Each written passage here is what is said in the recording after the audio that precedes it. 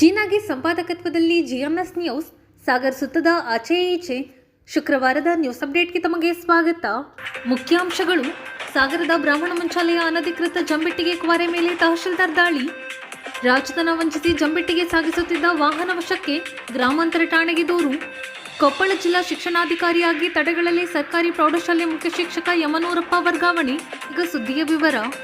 ಸಾಗರ ತಾಲೂಕಿನ ಬೊಮ್ಮತ್ತಿ ಸಮೀಪದ ಬ್ರಾಹ್ಮಣ ಮಂಚಾಲಯ ಗ್ರಾಮದ ಸರ್ವೆ ನಂಬರ್ 107ರಲ್ಲಿ ಅನುಮತಿ ಇಲ್ಲದೆ ಜಂಬಿಟ್ಟಿಗೆ ಗಣಿಗಾರಿಕೆ ಮಾಡುತ್ತಿದ್ದ ಪ್ರದೇಶದ ಮೇಲೆ ಶುಕ್ರವಾರ ತಹಶೀಲ್ದಾರ್ ಡಾಕ್ಟರ್ ಪ್ರತಿಭಾ ಆರ್ ನೇತೃತ್ವದ ತಂಡ ದಿಢೀರ್ ದಾಳಿ ನಡೆಸಿದೆ. ತ್ಯಾಗರ್ತಿ ಭಾಗದ ಬೊಮ್ಮತ್ತಿಯ ಬ್ರಾಹ್ಮಣ ಮಂಚಾಲಯ ಆಸುಪಾಸು ಅಕ್ರಮವಾಗಿ ಜಂಬಿಟ್ಟಿಗೆ ಕಲ್ಲುಕ್ವಾರೆ ನಡೆಯುತ್ತಿರುವ ಬಗ್ಗೆ ಸಾಕಷ್ಟು ದೂರುಗಳು ದಾಖಲಾಗಿತ್ತು. ಸರ್ಕಾರಕ್ಕೆ ರಾಜಧನ ಪಾವತಿ ಮಾಡದೆ ಜಂಬಿಟ್ಟಿಗೆ ಕಿತ್ತು ಅಕ್ರಮವಾಗಿ ಸಾಗಾಣಿಕೆ ಮಾಡಲಾಗುತ್ತಿತ್ತು. ಇದರ ಬಗ್ಗೆ ಖಚಿತ ಮಾಹಿತಿ ಮೇರೆಗೆ ದಾಳಿ ನಡೆಸಿದ ತಹಶೀಲ್ದಾರ್ ಡಾಕ್ಟರ್ ಪ್ರತಿಭಾ ಆರ್ ಜಂಬಿಟ್ಟಿಗೆ ತುಂಬಿದ ಲಾರಿಯನ್ನು ವಶಪಡಿಸಿಕೊಂಡು ಗ್ರಾಮಾಂತರ ಠಾಣೆಗೆ ನೀಡಿ ಪ್ರಕರಣ ದಾಖಲಿಸಿದ್ದಾರೆ. ಇದರ ಜೊತೆಗೆ ಅಕ್ರಮವಾಗಿ ಜಂಬಿಟ್ಟಿಗೆ ಕ್ವಾರೆ ನಡೆಸುತ್ತಿದ್ದ ಜಾಗದ ಮಾಲೀಕರ ಬಗ್ಗೆ ಸಹ ಕ್ರಮಕ್ಕೆ ಸೂಚನೆ ನೀಡಿದ್ದಾರೆ. ಈ ಸಂದರ್ಭದಲ್ಲಿ ಡಾಕ್ಟರ್ ಪ್ರತಿಭಾ ಆರ್ ಮಾತನಾಡಿದ್ದಾರೆ. ಈ ಸಂದರ್ಭದಲ್ಲಿ ಕಂದಾಯ ನಿರೀಕ್ಷಕ ಗುರುರಾಜ್, ಗ್ರಾಮ ಪಂಚಾಯತಿ ಅಭಿವೃದ್ಧಿ ಅಧಿಕಾರಿ ನಂದೀಶ್ ಹಾಜರಿದ್ದರು.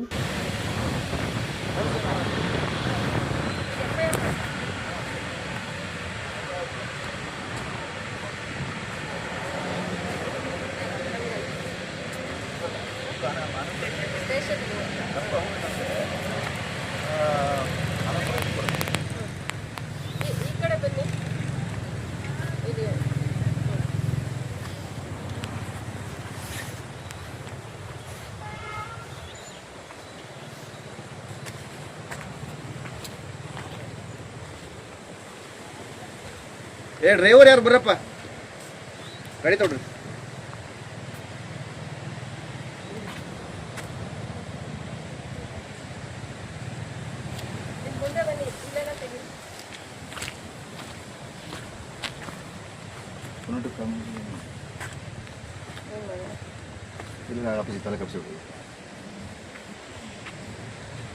ಅಲ್ಲಿ ಪೊಲೀಸ್ ಸ್ಟೇಷನ್ಗೆ ಹೊಡೆದ್ರೆ ಒಳ್ಳೆಯದು.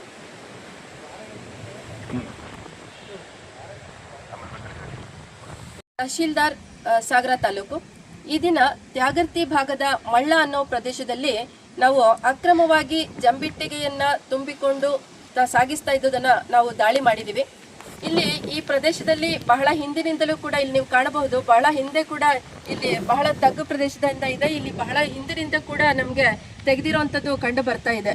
ಈ ಒಂದು ಭಾಗದಲ್ಲಿ ಇವತ್ತು ಕೂಡ ಅಕ್ರಮವಾಗಿ ಸಾಗಾಟ ಮಾಡ್ತಾ ಇದ್ದಿದ್ದು ನಮ್ಮ ಗಮನಕ್ಕೆ ಬಂದು ತಕ್ಷಣ ನಾವು ದಾಳಿ ಮಾಡಿದ್ದೀವಿ. ಈ ಒಂದು ಪ್ರದೇಶದಲ್ಲಿದ್ದಂತಹ ಲಾರಿಯನ್ನು ಮುಟ್ಟುಗೋಲು ಹಾಕ್ಕೊಂಡು ಇವತ್ತು ನಾವು ಪೊಲೀಸ್ ಸ್ಟೇಷನಲ್ಲಿ ಪ್ರಕರಣವನ್ನು ದಾಖಲಿಸ್ತಾ ಇದ್ದೀವಿ. ಜೊತೆಗೆ ನಾನು ಎಲ್ರಿಗೂ ಏನಪ್ಪ ಹೇಳೋದು ಅಂದರೆ, ನಮ್ಮ ಸಾಗರ ತಾಲೂಕಿನಲ್ಲಿ ಎಲ್ಲಿಯೂ ಕೂಡ ಈ ರೀತಿ ಅಕ್ರಮವಾಗಿ ಮರಳು ಸಾಗಾಟ ಇರಬಹುದು, ಜಂಬಿಟ್ಟಿಗೆ ಸಾಗಾಟ ಇರಬಹುದು, ಯಾವುದನ್ನು ಕೂಡ ನಾವು ಸಹಿಸೋದಿಲ್ಲ. ನಿರ್ದಾಕ್ಷಿಣ್ಯವಾಗಿ ನಾವು ಕಾನೂನು ಕ್ರಮವನ್ನು ತಗೊಳ್ತೇವೆ. ನಮ್ಮ ಸಾಗರ ತಾಲೂಕಿನಲ್ಲಿ ಎಲ್ಲಿಯೂ ಕೂಡ ಈ ರೀತಿಯಾಗಿ ಅಕ್ರಮವಾಗಿ ಸಾಗಾಟ ನಡೆಸಲಿಕ್ಕೆ ನಾವು ಖಂಡಿತ ಬಿಡೋದಿಲ್ಲ. ಪ್ರತಿಯೊಬ್ಬರೂ ಅನುಕರಣೀಯ ವ್ಯಕ್ತಿತ್ವ ರೂಢಿಸಿಕೊಳ್ಳಬೇಕು. ನಮ್ಮ ವ್ಯಕ್ತಿತ್ವವೇ ಸಮಾಜದ ಉನ್ನತ ಸ್ಥಾನಮಾನ ಪಡೆಯಲು ರಹದಾರಿಯಾಗಿರುತ್ತದೆ ಎಂದು ಕ್ಷೇತ್ರ ಶಿಕ್ಷಣಾಧಿಕಾರಿ ಸದಾನಂದ ಸ್ವಾಮಿ ತಿಳಿಸಿದರು.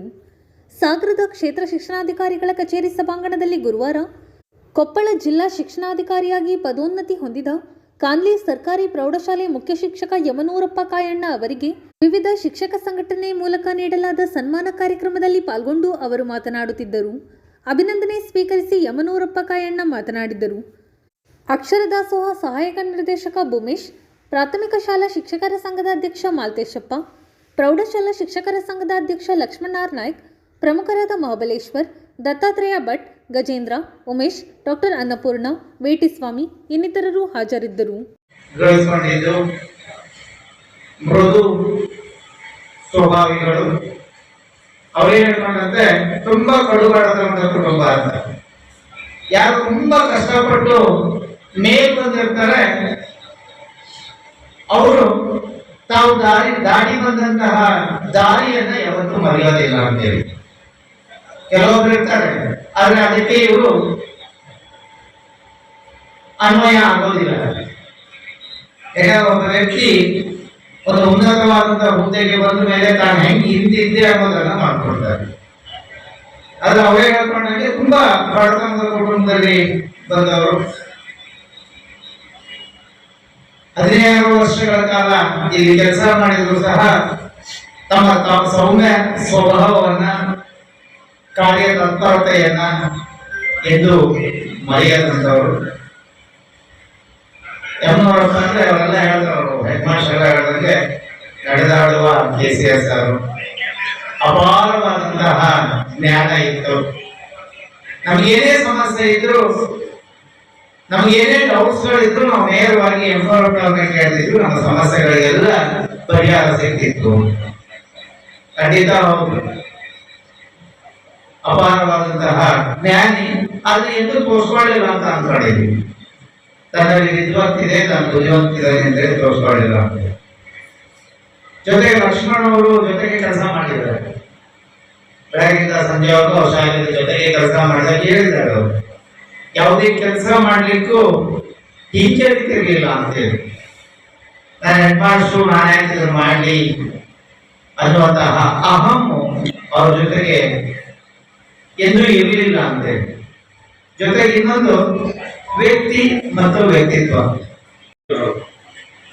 ಜನರೇಷನ್ ನನ್ನ ತಂದೆ ತಾಯಿ ಇದುವರೆಗೂ ಕೂಡ ನನಗೆ ಏನ್ ಓದಿದ್ದಾರೆ ಅಂತ, ನಾನೇನ್ ಓದಿದ್ದೀನಿ ಅಂತ ಹೇಳಿದ್ರು ಕೂಡ ಬರ್ಲಿಕ್ಕೆ ಖಂಡಿತವಾಗ್ಲೂ ಅವ್ರಿಗೆ ಗೊತ್ತಿಲ್ಲ ಏನ್ ಓದಿದ್ದೀನಿ ಅಂತ ಹೇಳಿ. ಅಷ್ಟು ಅನಕ್ಷರಸ್ಥರು. ಒಂದು ಮೌಲ್ಯವನ್ನ ನನಗೆ ಕಟ್ಕೊಟ್ರು, ಬದುಕುವ ರೀತಿಯನ್ನ ಕಲಿಸ್ಕೊಟ್ರು, ಸಮಾಜ ಜೊತೆಗೆ ಬೆರೆಯೋದನ್ನ ಕಲ್ತ್ಕೊಟ್ರು. ಅವ್ರು ಏನು ಕಲಿಸ್ಕೊಟ್ರು ಅದು ನಾನು ಆಗಿದ್ದೆ ಹೊರತು ಮತ್ತೇನು ಅಲ್ಲ ಅಂತಂದು ಈ ಸಂದರ್ಭದಲ್ಲಿ ನಾನು ಹೇಳ್ತಾರೆ. ಯಾವಾಗಲೂ ಕೂಡ ಒಂದಿಷ್ಟು ಏನಂದ್ರೆ ಈ ಸ್ವಲ್ಪ ಪ್ರಚಾರ ಅವರಿಗೆ ಬಂದ್ಬಿಟ್ರೆ ತುಂಬಾ ಮುಜುಗರ ಕೂಡ ವ್ಯಕ್ತಿತ್ವ ನಂದು. ಎಷ್ಟೋ ಸಂದರ್ಭದಲ್ಲಿ ನಾನು ಹಿಂದೆ ಕೆಲಸ ಮಾಡಿದ್ರೆ ಯಾವುದೇ ಕಾರಣಕ್ಕೂ ವೇದಿಕೆ ಕರಿಬೇಡಿ ಅಂತಂದು ಹೇಳಿದ ಅನೇಕ ಪ್ರಕರಣಗಳು ಕೂಡ ಅವು. ಆದ್ರೆ ಸಾಗರ ನನಗೆ ತುಂಬಾ ಕಲಿಸ್ಕೊಟ್ಟಿದೆ. ಸಾಗರ ನನ್ನ ತುಂಬಾ ಬೆಳಿಲಿಕ್ಕೆ ಅವಕಾಶವನ್ನು ಮಾಡಿಕೊಟ್ಟಿದೆ. ಸಾಗರ ನನ್ನ ಒಂದು ಜೀವದ ಒಂದು ನಾಡಿ ಆಗೋಗ್ಬಿಟ್ಟಿದೆ ಅಂತಕ್ಕಂಥದ್ದು. ಯಾಕಂದ್ರೆ ಎಲ್ಲರ ಜೊತೆಗೂ ಕೂಡ ನಾನು ಆತ್ಮೀಯವಾಗಿ ಬೆರೆತಿದ್ದೇನೆ, ಎಲ್ಲರ ಜೊತೆಗೂ ಸ್ನೇಹವಾಗಿ ಇದ್ದಿದ್ದೇನೆ ಅಂತಕ್ಕಂಥ ಒಂದು ತೃಪ್ತಿ ನನಗೆ.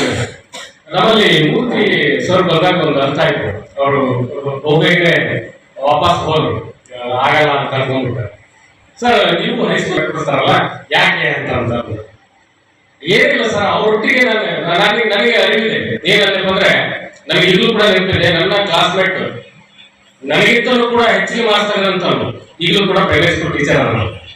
ಸೊ ಯಾಕೆ ನಾನು ಈ ಮಾತನ್ನ ಹೇಳ್ತೀನಿ ಅಂದ್ರೆ, ಒಂದು ದೊಡ್ಡ ಕೆರೆ ಪ್ರೈಮರಿ ಶಾಲೆಯಲ್ಲಿ ಇರ್ತಕ್ಕಂಥದ್ದು ಜ್ಞಾನದ ಒಂದು ಕೆರೆ ಅದು.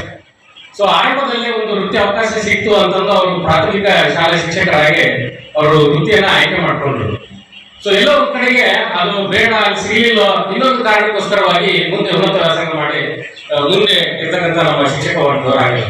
ಹಾಗಾಗಿ ಅವ್ರ ಜೊತೆಗೆ ನಾನು ತುಂಬಾ ಪ್ರೀತಿಯಿಂದ ಬೆರೀತಿದ್ದೆ, ಅವರ ಮಾತುಗಳಿಗೆ ಧ್ವನಿ ಹಾಕ್ತಿದ್ದೆ. ಮತ್ತೆ ನನ್ನ ಎಲ್ಲ ಇಲಾಖೆ ಕೆಲಸಗಳಿಗೆ ಅವ್ರ ಸಹಾಯವನ್ನು ನಾನು ಮರೆಯಲಿಕ್ಕೆ ಸಾಧ್ಯವೇ ಇಲ್ಲ.